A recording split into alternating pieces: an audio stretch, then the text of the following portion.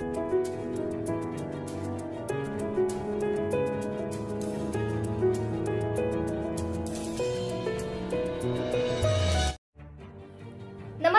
मी धन्यता सोनकांबळे. आपण पाहत आहात नागराज न्यूज. पवित्र श्रावण महिन्यानिमित्त आज आपण जाणून घेणार आहोत 11व्या शतकातील भारतीय शिल्प असलेल्या गावाबद्दल.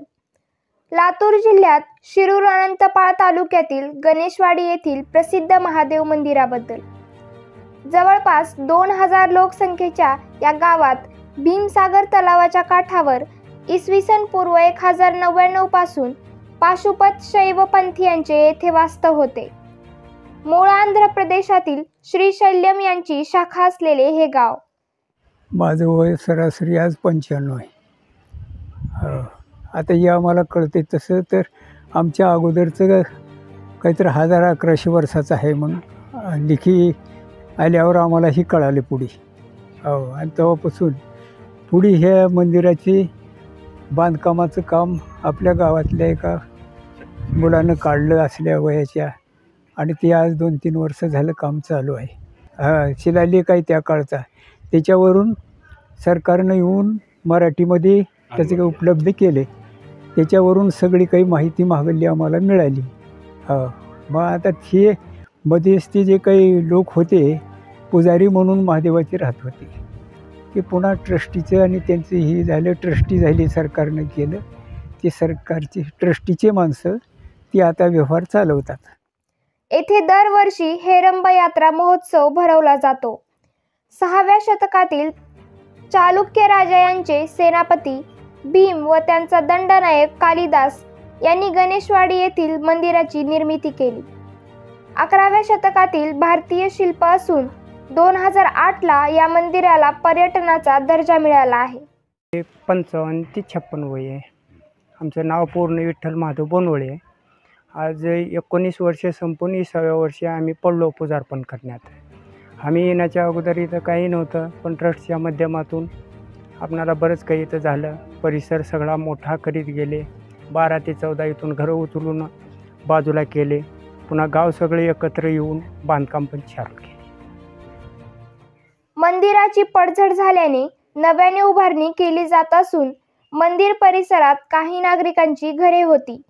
मंदिराला जागा कमी पडत असल्याने येथीलच राजेंद्र महादेव नारायणपुरे यांनी स्वखर्चातून 11 गुंठे जमीन खरेदी करून येथील नागरिकांचे पुनर्वसन केले आहे. हे मंदिर चालुक्य घराण्यानं 1090 मध्ये या ठिकाणी हे मंदिर उभा केलेलं आहे. या मंदिरामध्ये चालुक्याचा जो सेनापती होता भीमसेन यांनी या ठिकाणी या मंदिराच्या द्वारे एक विद्यार्थ्याला शिकण्यासाठी एक धर्मशाळासुद्धा स्थापन केलेली होती. आणि या धर्मशाळेमध्ये बरेच विद्यार्थी इथं शिक्षण घेत होते, वैदिक पद्धतीचं शिक्षण घेत होते. आणि त्यांच्या उदरनिर्वाहासाठी काही जमीन या ठिकाणी राजा चालुक्याने त्यांना दिलेली होती. आणि यांच्या पाणी पिण्यासाठी म्हणून या 2 डोंगराच्या माथ्यामध्ये मध्यभागी एक भीमसेन नावाचं एक पाझर तलाव या ठिकाणी राजानं म्हणजे सेनापतीनं तयार केलेलं आहे. अशा प्रकारचं येथील विद्यार्थ्याचं वास्तव्य आणि त्यांची राहण्याची शिक्षणाची सुविधा, सरस्वती नावाची या ठिकाणी शाळा होती. अशा पद्धतीचं आहे. आणि हे मंदिर आजूबाजूच्या गावापेक्षा आजूबाजूच्या परिसरामध्ये सुद्धा अशा प्रकारचं मंदिर नाही. श्रावण महिन्यामध्ये या ठिकाणी आजूबाजूच्या परिसरातील भाविक या ठिकाणी येतात, अभिषेक करतात. आणि हे जाज्वल अशा प्रकारचं मंदिर असलेलं आहे.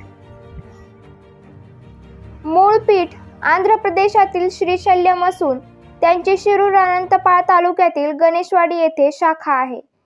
खरंच एकदा सर्वांनी अवश्य पाहावे असे हे हेमाडपंथी मंदिर असून सध्या त्याची दुरुस्ती करण्यात येत आहे. हे मंदिर फार जुनं असल्यामुळे, हेमाडपंथी मंदिर असल्यामुळे या मंदिराची पडझड झालेली होती.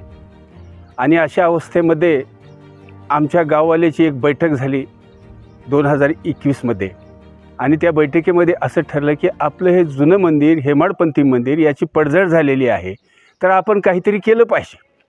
या उद्देशाने येथील गावातील वयोवृद्ध माणसं, तरुण विद्यार्थी आणि येथील स्त्रियासुद्धा यांनी सगळ्यांनी सहभाग घेऊन असं ठरवलं की आपण काहीतरी या मंदिरासाठी केलं पाहिजे, आपल्या उत्पन्नातून काहीतरी वाटा दिलं पाहिजे. म्हणून हा उद्देश समोर ठेवून त्यांनी प्रत्येक गावातल्या या बैठकीनुसार असं ठरलं की येथील आम्हाला शासनानं आजपर्यंत एकही रुपया वाटा न मिळूनसुद्धा आम्ही आमच्या गावातील एकूण जमिनीचं क्षेत्र काढलं आणि त्याच्यावर आम्ही अगदी कोरडभाऊ शेतकऱ्यांना असं ठरवलं की 5,000 रुपये एकर, हिवाळ भरणा ज्यांची जमीन भिजते त्याला 7,500 रुपये एकर आणि ज्यांचं बारमाही भिजतं त्यांना 10,000 रुपये एकर आणि जे शासकीय कर्मचारी आहेत त्यांना 2 पगारी अशा प्रकारचा निधी आम्ही गावातून उपलब्ध करून आज हे मंदिर आम्ही आमच्या परीनं उभा करण्याचा प्रयत्न करत असलेले हो. आज जेमतेम याचा खर्च 2,25,00,000 होत असलेला आहे. आजपर्यंत आमचे 1,25,00,000 रुपये जमले आणि ते सुद्धा आम्ही त्यांना दिलेले आहेत. अशा प्रकारचं आमचं गाववाल्याचं श्रम आहे आणि संपूर्ण गावातील लहान थोर स्त्री पुरुष यांनी एकत्र येऊन अगदी एका मनाने येऊन हे मंदिर उभा करण्याचा प्रयत्न करत असलेले आहेत. शासन दरबारी आम्ही गेलो आहे, पण आम्हाला शासनाच्या दरबारातून असं समजलं की तुम्हाला मंदिर उभा करण्यासाठी मदत करता येणार नाही, तर तुम्हाला इतर सुविधा आहेत. उदाहरणार्थ घाट आहे, या घाटासाठी आम्ही तुम्हाला बजेट देऊ. त्यांनी बजेट दिलेले आहेत, सभागृहाला सुद्धा दिलेले आहेत. 2 कोटी रुपये येथील घाट बांधकामासाठी सुद्धा देऊन त्यांनी पूर्ण केलेलं आहे. आता या मंदिरासाठी आमच्या इथल्या जी मुली आहेत, लिकी आहेत, त्यांनी सुद्धा आम्हाला मदत करायचं ठरवलेलं आहे.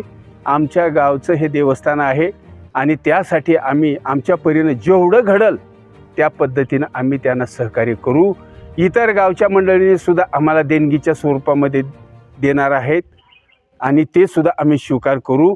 आणि भाविकांना आम्ही आव्हान एवढंच करू शकतो की पूजेसाठी येतात त्यांना जे आमच्याकडून घडल ते आम्ही महाप्रसादाचं काम आम्ही करत असतो आणि ते करण्याचा प्रयत्न चालू असलेला आहे. एकादशीला सुद्धा आम्ही महाप्रसाद करत असतो.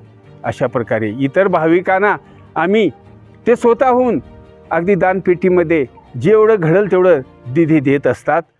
आम्हाला आजपर्यंत या मंदिराचा कचा दर्जा होता, नंतर कचा दर्जा बदलून आम्हाला बचा दर्जा प्राप्त झालेला आहे.